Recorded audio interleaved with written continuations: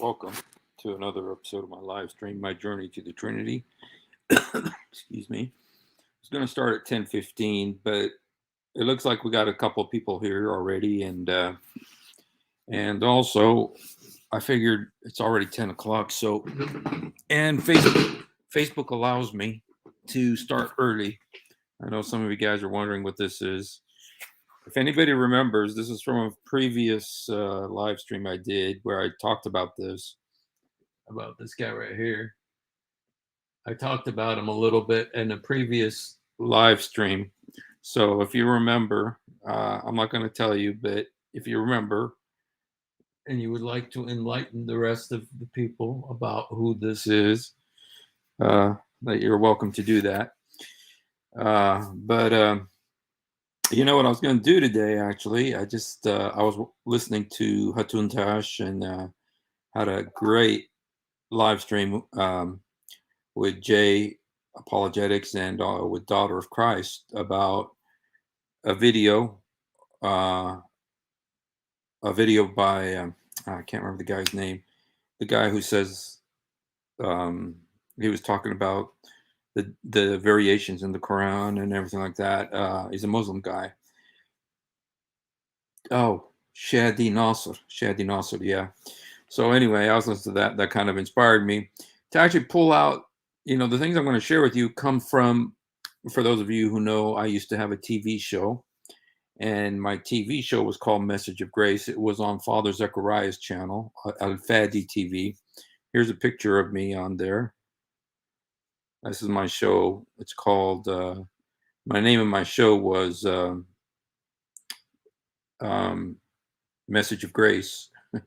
I did it for I did it, once a week for about 7 or 8 years, and so it was a fun time. I had Jay Smith on, I had David Wood on, I had Sam Shamoun on, had had a lot of really awesome people on it, and so it was a real blessing. I did it for I had Father Zechariah on, of course, and I did it for about 7 or 8 years, and so anyway, you can see this is when I still had hair. See, just kidding. Anyway, what I want to talk about tonight was about an episode that I did when I was there, and it was about the fact that during the time right after Muhammad, you know what, this guy looks like he's gonna suffer. He's suffering a little bit. I don't want him to suffer. I want him to be happy. Okay. I wanted that during the time of Uthman, when Uthman did his Quran, there were actually at least 31 Qurans around, and so anyway. But let me just show you some of the things that are still being said about the Quran, and the reason why we got to keep talking about this subject is because these things are still being said about the Quran. Let me just show you these things that are being said about the Quran to this day. Okay, this is from Basic Principles of Islam. No other book in the world can match the Quran. The astonishing fact about this book of Allah is that it has remained unchanged, even to a dot, over the last 1400 years. No variation of text can be found in it. You can check this for yourself by listening to the recitation of Muslims from different parts of the world.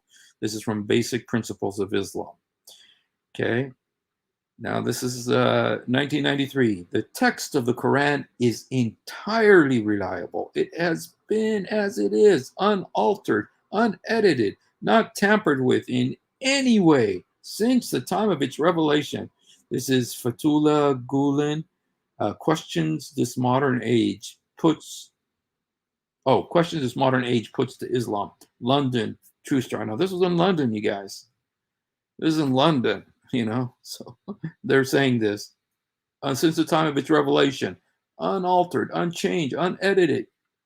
Okay, another thing. The Quran was memorized by Muhammad and dictated to his companions and written down by scribes who cross-checked it during his lifetime. Really? Not one word of its 114 chapters, surahs, has ever been changed over the centuries. Understanding Islam and the Muslims, the Australian Federation of Islamic Council, 1994. So, you guys, this is still being said. You think, oh, with everything that's out there, people are still saying this? Here's another one. Okay. So, anyway, unbelievable that this is still being said, and unbelievable people are still saying this, but they are still saying it. And so, anyway, what I'm going to share with you today, again, it's from my show. Let me just show you. I just have to show you this picture again because I used to have hair. This was my show called Message of Grace, but I took the information from Father Zechariah's show. So this is actually Father Zechariah's homework, and it's about this man right here. A lot of it is about this man right here. His name is Muhammad Sayyid Tantawi. He was the Grand Imam of Al Azhar University. Now, for those of you who know Al Azhar, this is like the Vatican of Sunni Islam. This is like the premier educational institution of Sunni Islam. Okay, so it's a very important institution, the most important institution in Sunni Islam, educational institution. Here's who Muhammad Sayyid Tantawi is. He was born October 28th, 1928, and he died in March 10th of 2010. Also referred to as Tantawi, was an influential Islamic scholar in Egypt from 1986 to 1996. He was the Grand Mufti of Egypt. In 1996, President Hosni Mubarak appointed him as the Grand Imam of Al Azhar, a position he retained until his death in 2010. So, you guys, he's a big dude. He's a very important man in Islam, in Sunni Islam. And so, anyway, the stuff that I'm going to be telling you today is from a series of books, an encyclopedia called the Islamic Encyclopedia. But the one who wrote these things that I'm going to be sharing with you is from the Sheikh Tantawi, okay? And this is in the Islamic Encyclopedia. And now, let me see if I have something about the Islamic Encyclopedia that I could tell you. I'm not sure I have it right now, but I can show it to you. It's a very well respected, extremely well respected, and the articles were all seen and edited and read and approved by Muhammad Sayyid Tantawi. So this isn't stuff that we're making up. This is in the Islamic Encyclopedia about the Qurans in the time of Muhammad. Okay, so what I want to do, you guys, because I'm a journalist, I was a journalist, and I'm very dumb with math. So I'm going to write stuff down just to keep it in my brain on time. So anyway, so let's get started here now. Okay. Now this, we know about the Quran, that Muhammad got a Quran. And we know that it came down through Jibreel either in one night during Laylatul Qadr or over 23 years. Both are considered, it was either this way or that way, but both are considered legitimate explanations of how Muhammad got the Quran over, he used to get them little by little. Sometimes they say little by little, and sometimes they say it came down in Laylatul Qadr. I don't know what it is. But anyway, that's one of those questions about the Quran. But anyway, when Muhammad got a Quran, we know about the story, very famous story, and it's repeated twice. Once with Ubay ibn Ka'b, once with Umar bin al-Khattab. Both of them at separate times, according to the hadith, were in the mosque praying. And as they were praying, the same situation happens. That they're reciting the Quran, and then they overhear someone next to them reciting a Quran verse or surah in a way they didn't memorize. And they were furious, as how dare you change the Quran? And Umar bin Khattab, he grabbed the guy and wrapped this, like his coat around his neck and took him to Muhammad. Okay, he was furious. And Ubay ibn Ka'b did the same thing. He took a guy, he heard this guy reciting the Quran differently from the way he was taught. And so he went, took him to Muhammad. In both cases, Muhammad said, Voila, both of you are right. Now, both of them recited it differently. One guy recited this way, one recited this way. And Muhammad said both of them were right in both cases, with Umar bin Khattab and with Ubay ibn Ka'b. Both times, Muhammad said it was right. And that's when Muhammad came up with or told them that the Quran had been revealed in 7 modes. 7 modes. In Arabic, it's called Sab'a Ahruf. Ahruf means letters. Okay, so 7 modes. So now we got 7 Qurans. Okay, so now you guys, I may need your help because I'm not very good at math. So now we have 7 separate Qurans. And give you the name, some of them, Tamimi, Qurayshi. They have a list of what they believe to be the Sab'a Ahruf. But the problem is,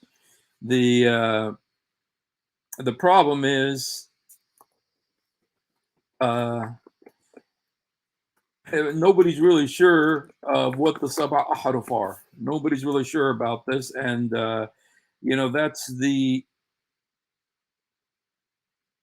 that's the problem, that if you remember when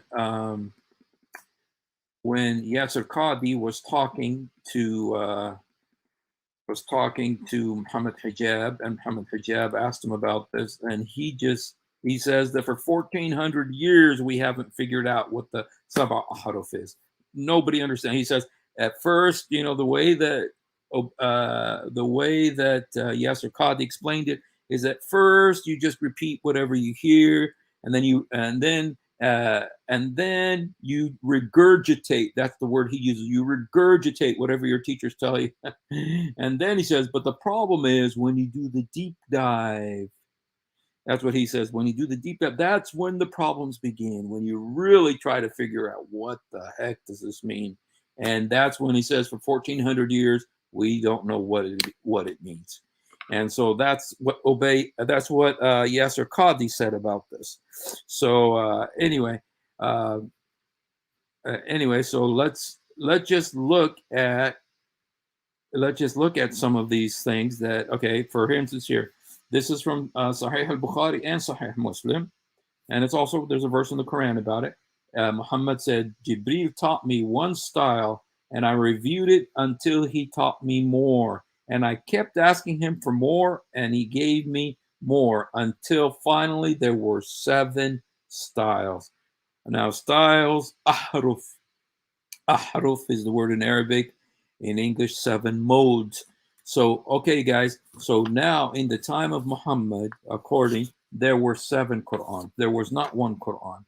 Don't tell me there's 1 Qur'an. There's not. Muhammad himself, Sahih al-Bukhari, says, until finally there were 7 styles. That means 7 different Qur'ans. This is in Sahih al-Bukhari, Sahih Muslim. I know all of you guys know this already. Okay, and so there's 7. There's 7 Qur'ans. Okay, so we thought there was 1. Muhammad tells us no, there are 7. There are 7 Qur'ans. Okay, and now this is about the Islamic Encyclopedia. Let me just tell you what it says. The Islamic Encyclopedia was issued in 1933 in huge volumes. The work was introduced, meaning that the introduction was written by His Eminence Sheikh Muhammad Sayyid Tantawi, Sheikh of the Great Al-Azhar Mosque. He said the Islamic Encyclopedia was published by the General Egyptian Organization for Books in association with Al-Sharqa Intellectual Innovation Center, and said that the Islamic Encyclopedia is still till our present it's like the only Islamic encyclopedia of this magnitude. It was a huge, huge thing, and he oversaw it. He introduced it. That means he's given it his credibility. So, the things that we're going to be sharing are from that in Islamic Encyclopedia. Okay. So you guys, so far we've got what? We've got 7 Qur'ans. Okay. Okay. Here's now here's something that's in this is in this Islamic encyclopedia, okay? The Quran of Abi Musa al-Ash'ari. Okay, now how many of you guys have heard that name before? How many of you guys have heard of the Quran of Abi Musa al-Ash'ari? You see, yeah, this is Sheikh Tantawi, you guys. This is the Islamic Encyclopedia tells us about another Quran. The Quran of Abi Musa al-Ash'ari was popular in al-Basra, according to the encyclopedia. He told his followers, when the messenger of Uthman arrives, don't cancel any part of my Quran, even if that part is not existing in Uthman's Quran. He added, and if any part exists in Uthman's Quran but not in mine, you add that part to my Quran. So the Quran of Abi Musa al-Ash'ari was so huge and included 2 extra chapters not present in Uthman's Quran. So do you guys see something going on here? You see a game here? Abi Musa al-Ash'ari, he's, he's like saying, we see what was happening is that, remember what Uthman did. Uthman said, give me all of the other Qur'ans. And he burned them. He burned them. And he came to take. So this Abi Musa al-Ash'ari was expecting that Uthman was going to come take his Quran. And so this is what he told his people. He says, when they come to take our Quran, don't cancel any of it. And just take whatever Uthman has and add it to mine if it's not already there. And if there's anything in mine that's not in his, add it to his. And so you see, wait a minute, I thought this was from the Loh al-Mahfuz. I thought it's from the preserved tablet. I thought it was perfectly preserved over 1,400 years. Not one word, not one dot, not one all of the things that the Australian Council and all of these are still saying. No, he says, if there's anything that's not in my Quran, add Uthman's Quran to mine. And so you see how fluid this is? And it's like, but it goes back to this, you guys. It goes back to this, No other book in the world can match the Quran. The astonishing fact about this book of Allah is that it's remained unchanged even to a dot over the last 1,400 years. No variation of text can be found in it. You can check this for yourself. Okay? But right here we see in the Islamic Encyclopedia that Abi Musa al-Ash'ari had a different Quran. And he was expecting Uthman to come and take it and burn it. And so he says, no, just add whatever Uthman has to mine and add mine to his. And his Quran was so huge. It had 2 chapters more than the 114 of Uthman's. So anyway, so we write that down. Okay, so now we have 7 Qur'ans. Now we got 8 Qur'ans. Abi Musa Ash'ari. Abi Musa. Now, my father's name is Musa, so that's okay. I'm Ibn Musa, not Abi Musa. Okay. Here's another thing from the Islamic Encyclopedia. Okay. It was also written that there were Qurans attributed to the 12 companions. So Muhammad, his companions, these are the closest people to him. It says there were 12 of them, and each one of them had their own Quran. It says there were Qurans attributed to the 12 companions. Abdullah bin Mas'ud, Ubay bin Ka'b, the different companions of Muhammad. Each one of them had their own Quran. So what's that? That's 12 Qurans. Okay, so these are the companions. So here you guys, if you're doing the math, we had 7 Qurans from Muhammad, the Sab'a Ahruf, the 7 modes. We had 1 Quran from Abi Musa, which made it 8. And then we got 12 more from the companions. Now that would make it, what? 20. We have 20 Qur'an so far. So this is according to Islamic Encyclopedia, you guys. It's not, I'm not making this up. This is the Islamic Encyclopedia overseen by Sayyid Muhammad Tantawi, the Grand Imam of Egypt. Okay, now let's look at another. Let's see. I'm just before I go on. This is pretty good. This next thing. So I'm just going to look at comments, see if there's anything there I'd like to respond to. Father Suleiman Bridges, look for that. Okay, Alec. Okay, the 7 Qurans that must spoke about were destroyed by Uthman writing. You see, you see, Andrew. Now I've heard about that. The Sabah Ahruf. I have a question though, Andrew. Did those Sabah Ahruf, were they written down? Were they codices, like actual books? The Sabah Ahruf? Were there the 7 different modes that Muhammad allegedly received, and they were actually taken and burned? Now, because I've heard that too, and I've heard Father Zechariah say that too. I'm just wondering about the. I'm just wondering about, did they actually have? Because at the Battle of Yamama, remember, Abu Bakr tells Zayd, all of the Hafaz are dying. All the Hafaz are dying. Oh, is it in Tafsir Jalalain? And so we need to write it down. Now, you see, so he went and he collected it from leaves, from stones, from sticks, from leather, from the memories of people, these different things. And it says Zayd said that it would have been easier to move a mountain than to do this because it hadn't been written yet by the Battle of Yamama. Now, you see, if the Sab'a Ahruf, the 7 modes existed and they were actual codices, actual books that Uthman could burn, you see, the whole thing it doesn't make sense. The whole thing doesn't make sense. But that's a great question. And it's a question that I have. I want a Muslim to come on and answer me. When Zayd ibn Thabit wrote the Quran, did he write the 7 modes? The first time, I mean. Not Uthman, because he did it twice. He did it once for Abu Bakr, and he did it the second time for Uthman. The first time when Abu Bakr and Umar bin Khattab told him, go write the Quran because all the people are dying here. 70 Hufaz died at the Battle of Yamama. And they said, go and write it down. And he didn't want to. Did he write down the 7 modes?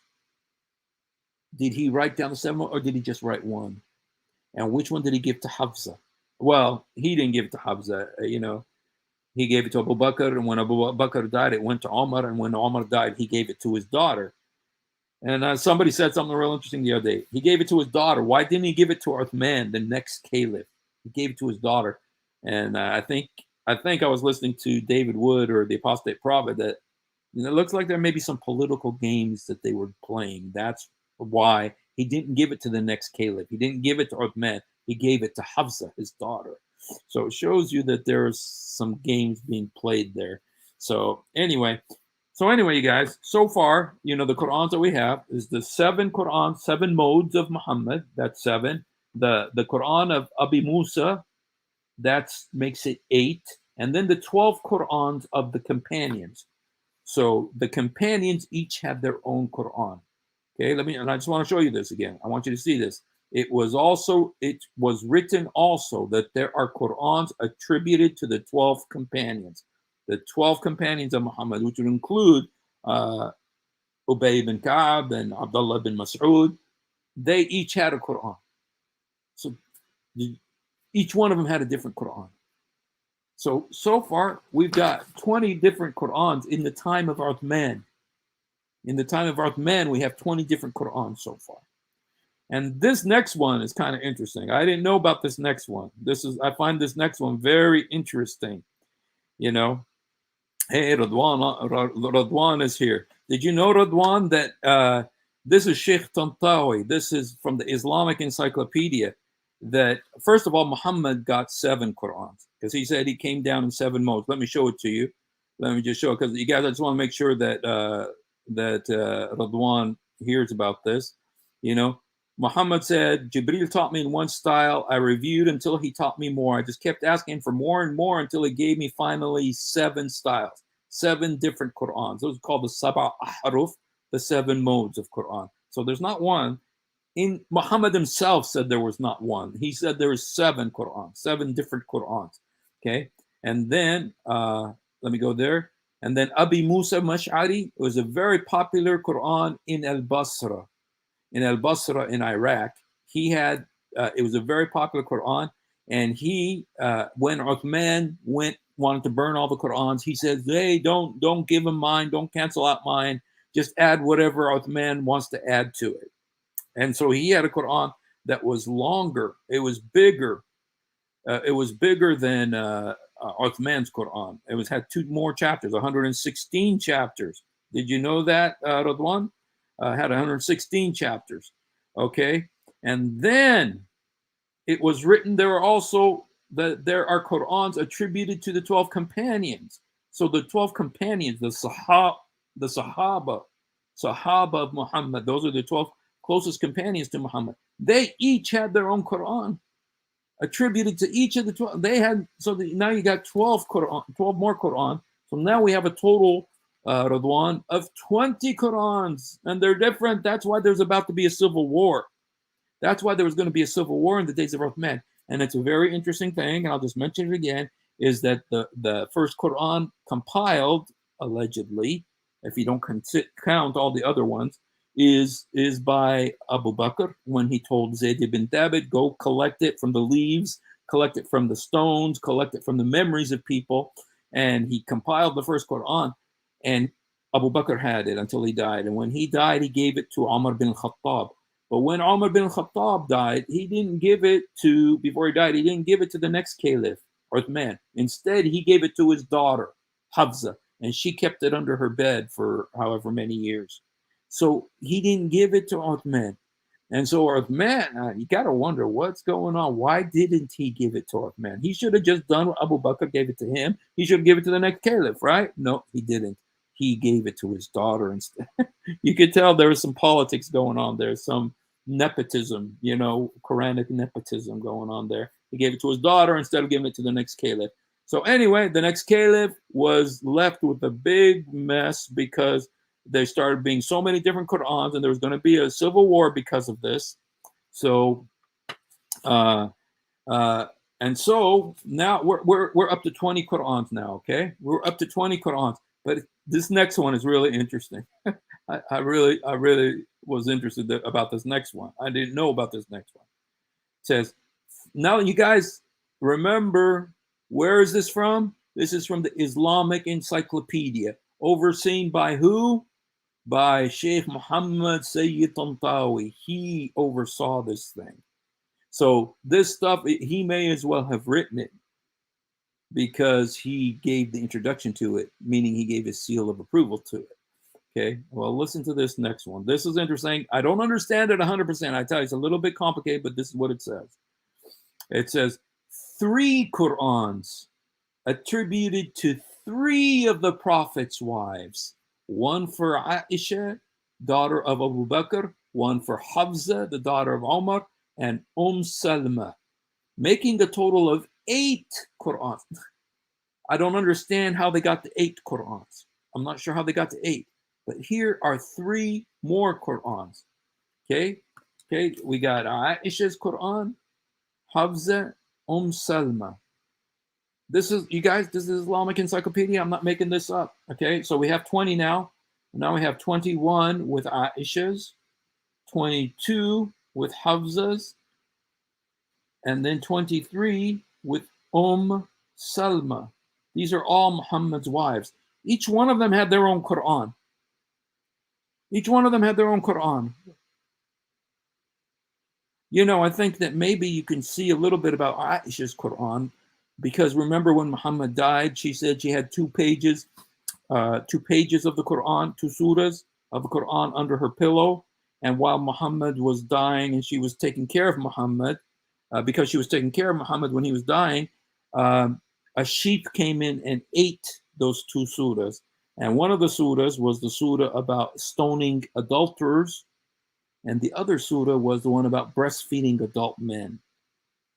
And so those two surahs were eaten by the goat or tame sheep. Okay, so the sheep ate two surahs from. So apparently, maybe she had the rest of the Quran, and maybe it all was written down, and the sheep didn't eat the rest of it. And so anyway, guys, so I'm just looking for comment. Breastfeeding adults, yes, that is a. I know you know this. Yeah, okay, is not Quran or from the Prophet. Sorry, Habibi, this is your history. If you want to say you're better than Sheikh Tantawi, good luck. This guy was the grand imam of. Let me just show you, just in case you didn't hear, in case you think this guy's a Christian missionary or something. This is what it says about him. Muhammad Sheikh Tantawi, also referred to as Tantawi, was an influential Islamic scholar in Egypt from 1986 to 1996. He was the Grand Mufti of Egypt. In 1996, Hosni Mubarak appointed him the Grand Imam of Al Azhar, a position he retained until his death in 2010. So if you want to go complain to him, go complain to him, Habibi. But don't be telling me this isn't that this isn't this isn't dependable information. This is your sources. This is not Christian. This is the Grand Imam of Egypt saying these things. Okay, uh, yeah, collected from stones, fiber, and but the goat ate the paper part of stone. And Habibi, you don't believe me? You don't believe me? Okay. I'm, just uh,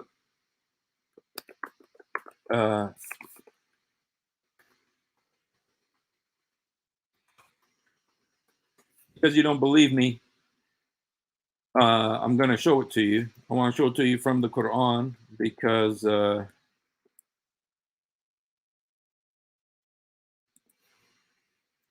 it is.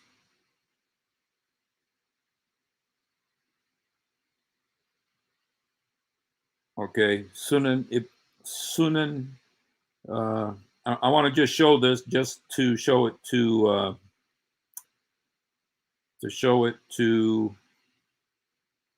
Radwan because he doesn't believe me.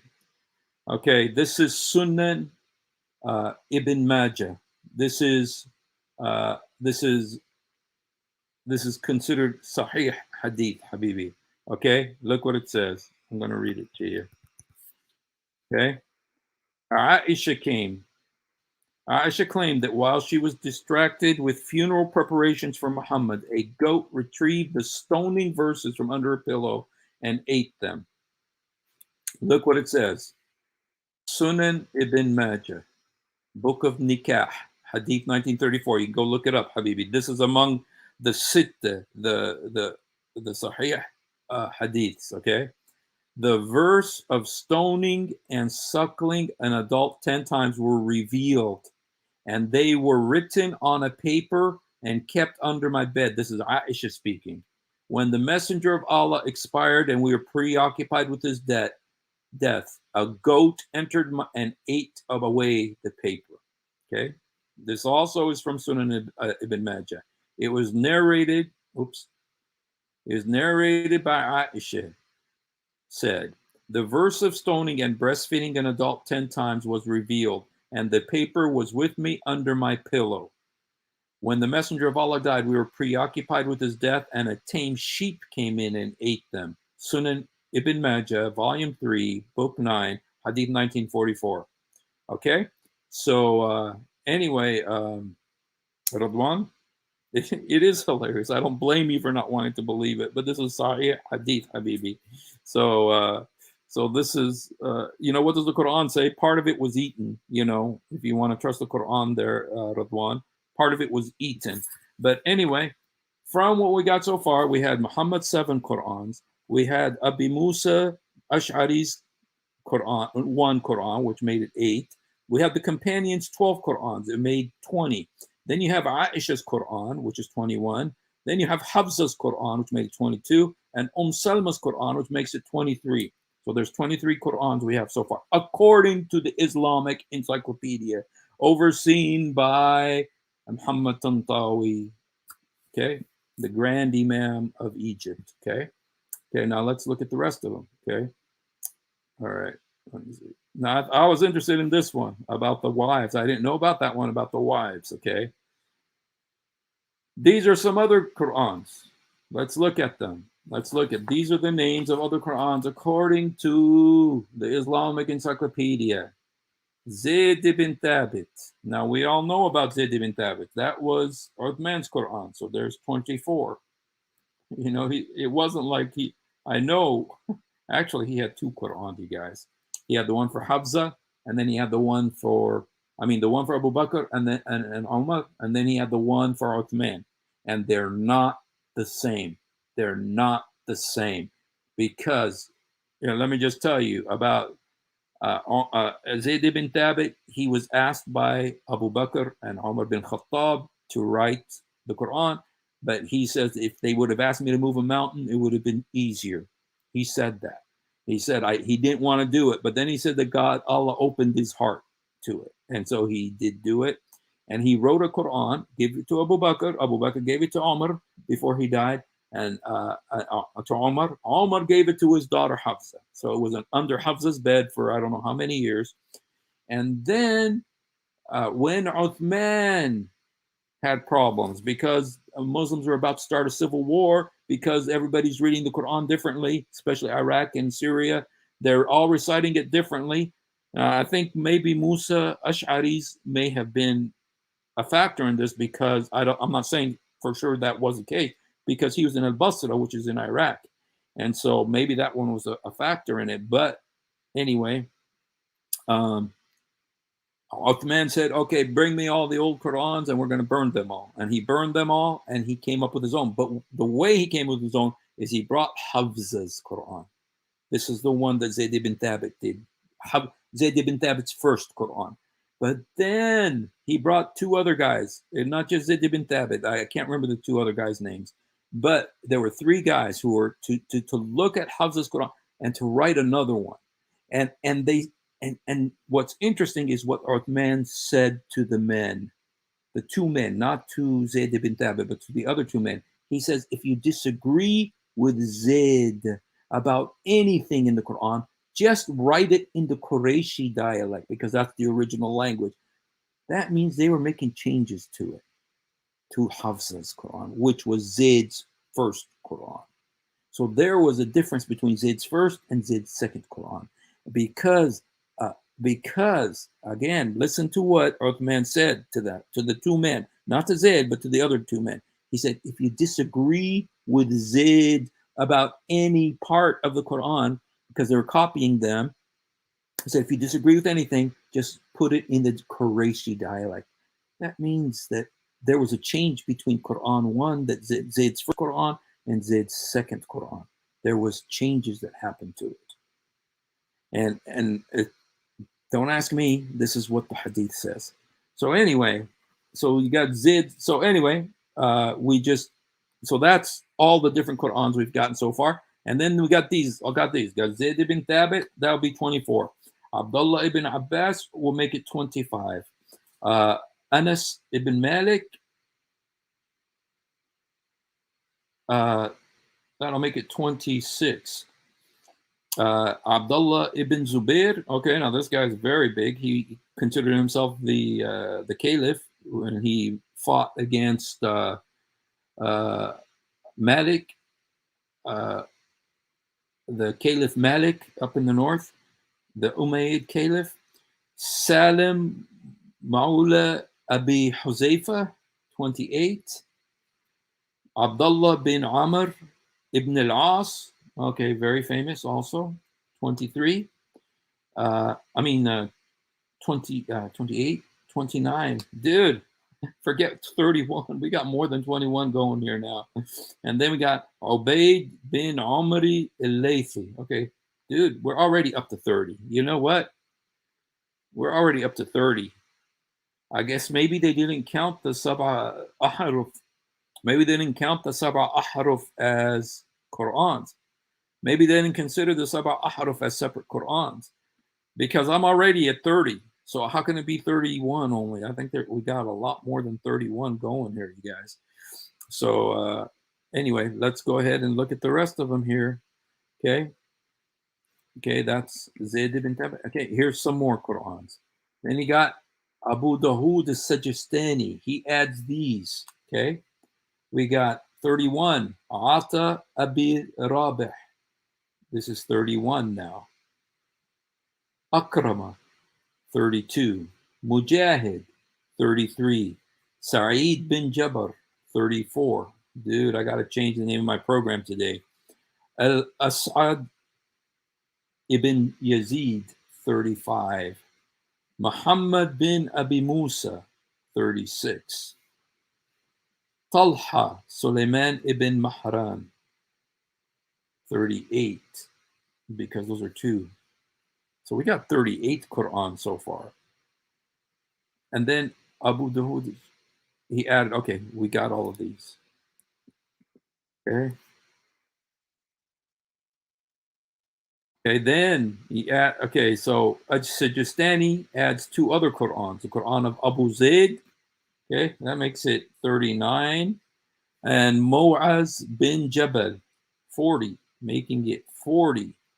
There's also the Quran of Abi Bakr as-Siddiq, which was assembled by Zayd ibn Thabit. We talked about that one. The Quran of Uthman, which was also assembled. So you guys, there's two different Qurans there by Zayd. So I think we're up to 41 now. Okay. And Quran al-Hajjaj ibn Yusuf al-Thaqafi, which he made radical changes. 42. Okay. So you know what? This is not 31. It's 42, and I know my math is bad. I think maybe they don't consider the Sab'a Ahruf as 7 Qurans. Maybe that's one reason why it's not. They said only 31 because you know, but there's clearly more than that. You know, so anyway, guys, all of these are in the Islamic Encyclopedia. Islamic Encyclopedia says all this. And so you make what you want of it. You know, I know we were, you know, and, you know, I really press this subject. I talk about this subject a lot because I was told there was one Quran. I was told there was one Quran. I was told it cannot be changed. I was told, what was I told? I was told exactly, oops, sorry about that. Let me go down here. I was told this. No other book in the world can match the Quran. The astonishing fact about this book of Allah is that it has remained unchanged, even to a dot, over the last 1400 years. No variation of text can be found in it. You can check it for yourself by listening to the recitations of Muslims from different parts of the world. Okay? So this is what I was taught, and I believed it. And you know what? I don't have a problem with there being this many Qurans. I don't have. Now this was before Uthman. This is all before Uthman, you guys. After Uthman, there was another whole, you know, like we said, there's up to 37, possibly 50, up to 50 different Qurans in the world today. Different Qurans. And so, but I'm talking, this is all pre-Uthman. But then what about after Uthman? Then that opens a whole other can of worms and a whole bunch of different Qur'ans as well. And it's like, I don't have a problem with it. That's fine. It's fine that it has all those Qur'ans. It's not a problem for me. My problem is that they're still saying that there's only one Qur'an. And if you talk to anybody, you talk to a Muslim on the street, ask them how many Qur'ans, they will say there's only one. And you say, no, well, what about the Hafs and the Warsh? They'll say, nope, there's only one. And it says, which one's from the Lawh al-Mahfuz? There's only one, and it's from the Lawh al-Mahfuz. And no matter what you say, there's only one Quran. The Bible, they say, has been corrupted. You know, the Holy Bible. This is the Arabic Holy Bible, Kitab al-Muqaddas. They say the Torah has been changed, and Jesus has been changed, the Zabur has been changed, but nobody can change the Quran because Allah protects it according to the Quran. And but the problem is, it doesn't say nazalna al-Quran wa nahnu lahu lahafidun. It doesn't say we sent down the Quran and we preserve it. It says we sent down the reminder and we preserve it. Well, according to the Quran, this book is the reminder. This book is the reminder. So Allah preserved this too. according to the Quran. Okay, well, we know it's preserved. Why? Why do we know it's preserved? Because Jesus said in Arabic, I know the one doesn't understand Arabic, but I'm going to say it in Arabic anyway. It says, "As-sama' wal ard yazul, amma kalami falan yazul." Heaven and earth will pass away, but my words will not pass away. So if you want to say this has been changed, you got to call Jesus a liar. Okay. And Jesus also said the same thing about the law. He says not one letter will be changed of that. And so if you want to say it's been changed, you go ahead and say that. You're calling Jesus a liar if you say the Bible's been changed. So Jesus said both. He said the law and the prophets, nothing will pass away from it until it's all fulfilled. So he said it won't be changed. And then he said, my words uh, will never change. And so Jesus said that his words and the Bible will never be changed. So if anybody says that it's been changed, they're calling Jesus a liar. Okay. So anyway, those are those are the Qur'ans, you guys. Those are the, I know I made it about 30, 31, but let me just go over it again, you guys, just so you don't say I'm making this up, because this is from the Islamic Encyclopedia, even though I did include the Sab'a Ahruf, the 7 modes that Muhammad said the Quran came down in. So we got the 7 modes, which is 7. Abi Musa al-Ash'ari, which was in al-Basra, which makes it 8. Then 12 that were attributed to the companions, that makes it 20. Then Aisha's Quran makes it 21. Hafsa's Quran makes it 22. Salma's Quran makes it 23. And then all of the guys that were listed, I can't name all of them. Maybe some of those guys listed are among the 12 companions. And that's why it came out to 41, because some of those guys were among the companions. So maybe that's why. So anyway, that's why. Originally, it was 31. And if you look at the list in the Islamic Encyclopedia, the Islamic Encyclopedia says there were 31 Qur'ans in the time of Uthman, when he burned all the Qur'ans and came up with one. And so, which then turned into what we have today, the 37. And so anyway, this is the Islamic Encyclopedia, you guys. It's not I didn't come up with this. This is the man right here, Muhammad Sayyid al-Tantawi, in the Islamic Encyclopedia, issued in 1933. And so don't get mad at me. This is what's in the book. It's not even a very old book. It's a pretty new book, and I'm really surprised that it says all this. But if you guys remember, let's look at when this was right here. Islamic Encyclopedia was issued in 1933. Because that's only a few years after when the Hafs was canonized. The Hafs version, which is what 85% of Muslims in the world today read. When Egypt took all the other Qur'ans and dumped them in the Nile River because of the standardized testing in the schools, and all the kids were memorizing the Qur'an differently. And so what they did in Egypt is that they took all the Qur'ans and they threw them in the Nile. They either burned them or they drowned them.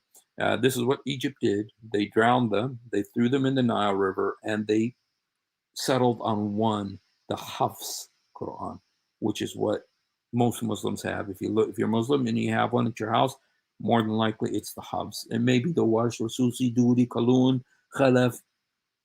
There's so many different ones, but it may be one of those.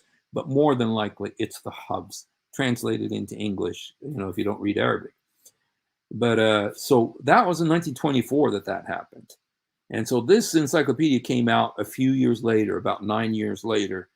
Is there a connection between what happened in the Nile River and them putting this out?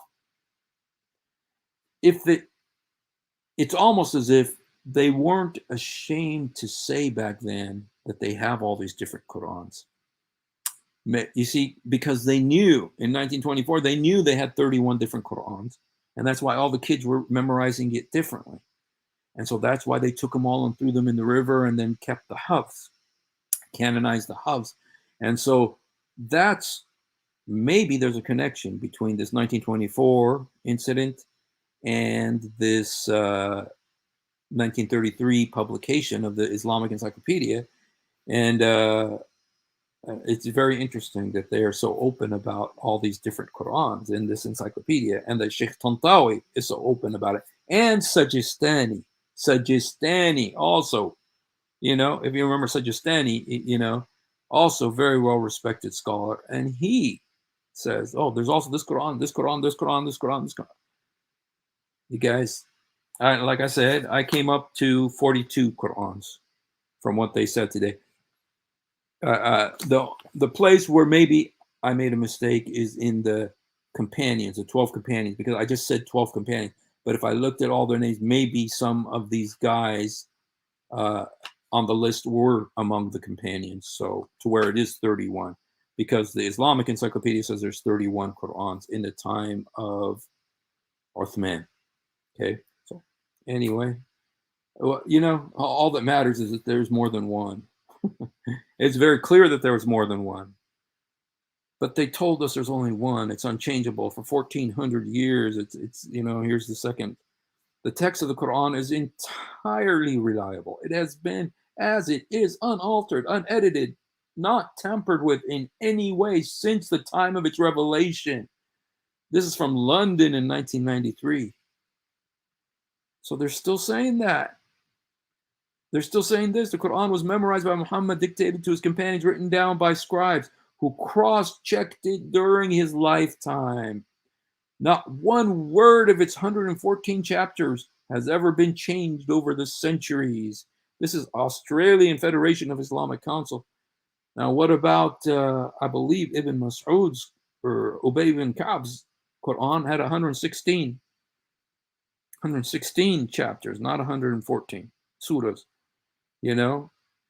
And so, and I believe, I may be mistaken, but Abdullah bin Mas'ud or somebody had 112.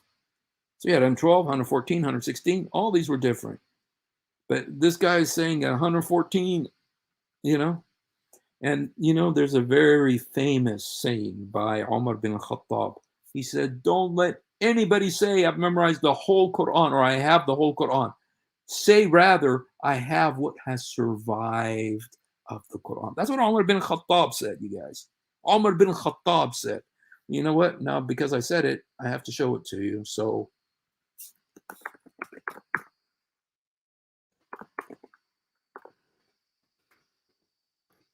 let me see if this works. Let me see if this is okay. Always Sam Shamoon to the rescue. He always okay. This is what okay, guys. This very important saying right here. Okay, this is in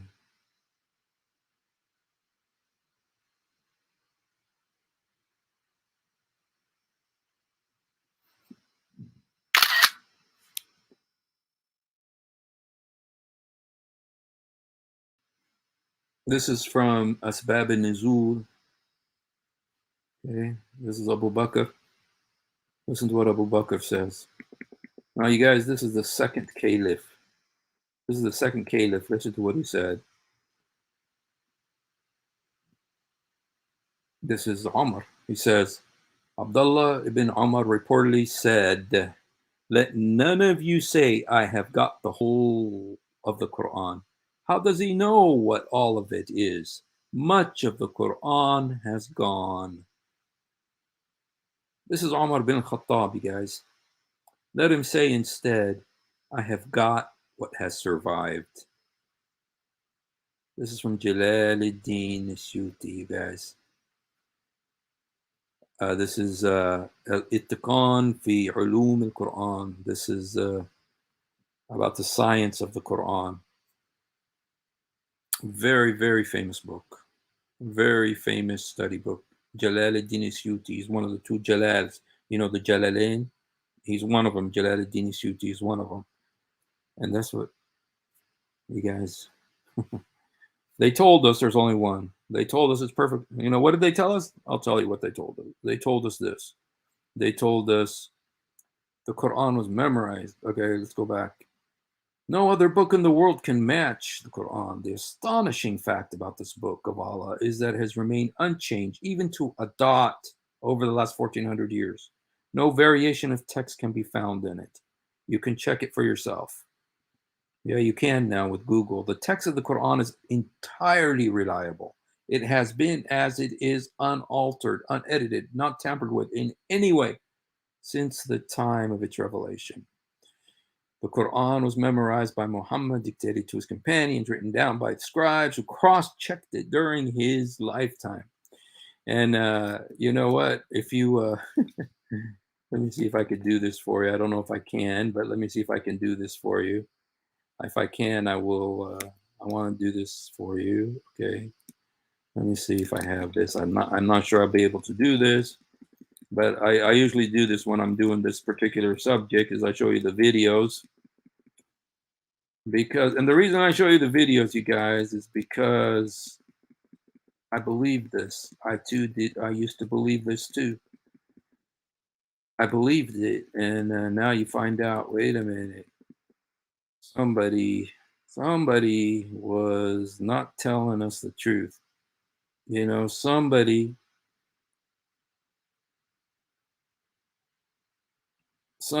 told us something else here. The question was, do Muslims also have different versions of the Quran? We have no different versions.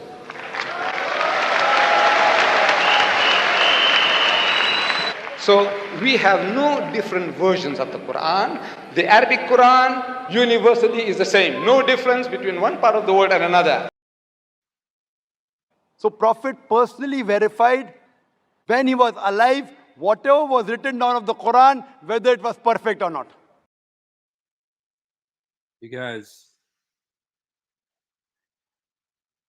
I don't know how I could say that, man.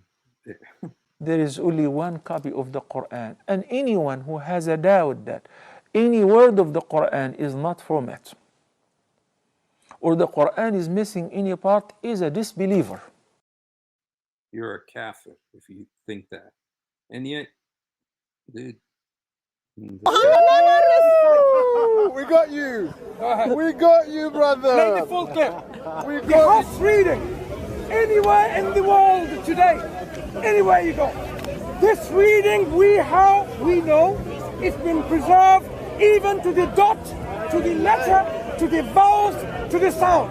It's been preserved even to the dot, even to the dot, to the letter, to the letter, to the vowels, to the vowels, to the sound. So, you know, they're still telling people this, and people still believe it, like I believed it for several years. And so I just wish they would stop saying it, because it's very clear that, you know, you keep lying to people, people are going to say, wait a minute, what else are you lying to me about? What else are you lying to me about? You lied to me about this. What else are you lying to me about? Now, when I see with my own eyes that what you're saying isn't true, what else are you lying to me about? Let me tell you one other thing they're lying to you about. Chapter 4, verse 157. Ma qatalu ma salabu lakin shubbaha lahum. They did not kill him. They did not crucify him. It was made to appear so to them. That's not true. They did kill him. They did crucify him. And he was killed for you, to save you from going to hell. So, you know what? Some lies will cost you your eternity. You'll go to hell because you chose to believe a lie. And, you know, I've shown you evidence, you guys, especially if you're a Muslim. I've shown you evidence. Dude, the evidence is so clear that you've been lied to. It's so clear. I know sometimes you don't want to believe, you don't want to say, I know, I remember I was a Muslim too. And I remember how hard it is. But it's very clear you've been lied to. Whoever told you there's only one Quran, it's perfectly preserved, that 1400 years, the miracle. They lied to you because it hasn't been. It hasn't been. The Quran you have now is from 1924 canonization after they threw away another 30 copies, different versions in Egypt. And so when I'd say, come to Jesus, Jesus was standing in front of Pilate, and Pilate said, are you the king of the Jews? And he said, that's what you said. Who did you get this from yourself, or did somebody tell you? And then Pilate said, am I a Jew? Your own people, your priests have turned you over to me. What have you done? And Jesus said, for this purpose I was born, to bear witness of the truth. And then Pilate said to Jesus, he said, what is truth? What is truth? Maybe you're a Muslim today and you're saying, dude, if they lied to me about something so huge, tell me there's only one Quran. And the Quran itself tells you this. What else did they lie to you about? I told you. They told you that Jesus didn't die for you. Jesus did die for you. And he loves you so much. Leave the lies. Leave the lies. You've seen the evidence. Believe your own eyes. Believe your own ears. Believe your own heart. Believe your own mind. God gave you a mind to think. You don't have to always just agree with whatever the sheikhs tell you.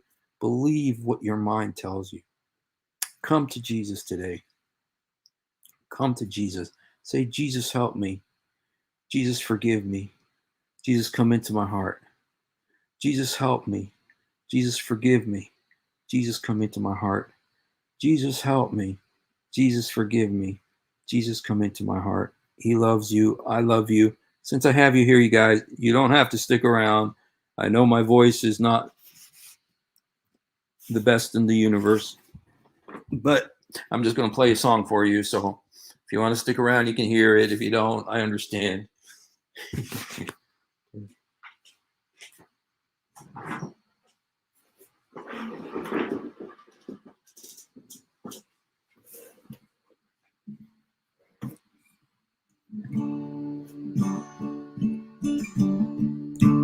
One of these days,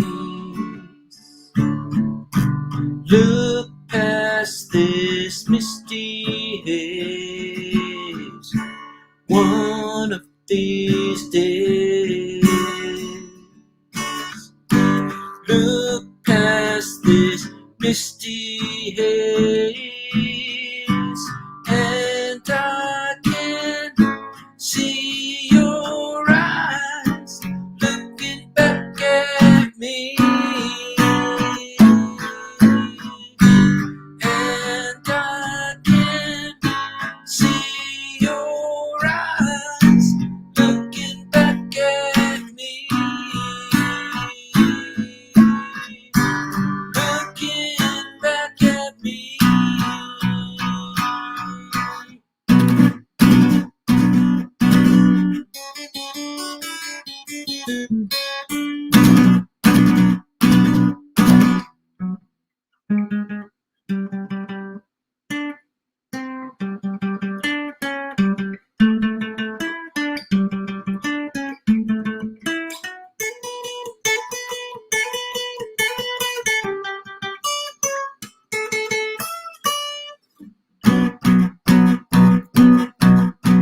The Father from the Son, for us he turned away. For just one moment all eternity waited to see you from the darkness like could be born. The body that filled the heaven, the earth, body was torn.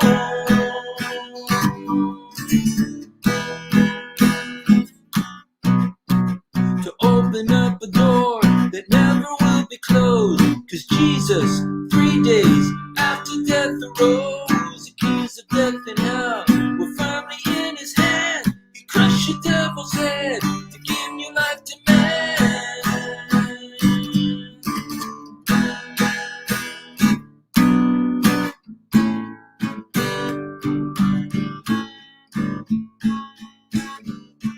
One of these days,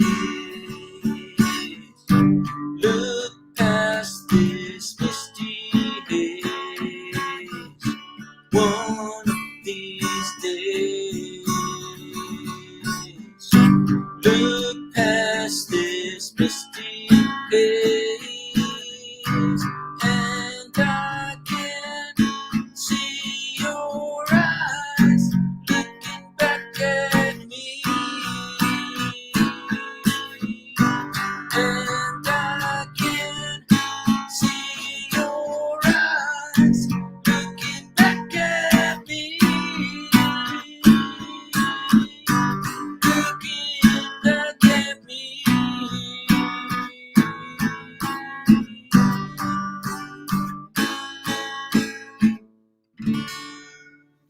Jesus, help me. Jesus, forgive me. Jesus, come into my heart. Jesus, help me. Jesus, forgive me. Jesus, come into my heart. يسوع ساعدني. يسوع سامحني. يسوع ادخل قلبي. يسوع ساعدني. يسوع سامحني. يسوع ادخل قلبي. Thank you guys for being with me. The Lord bless you. Have a wonderful night.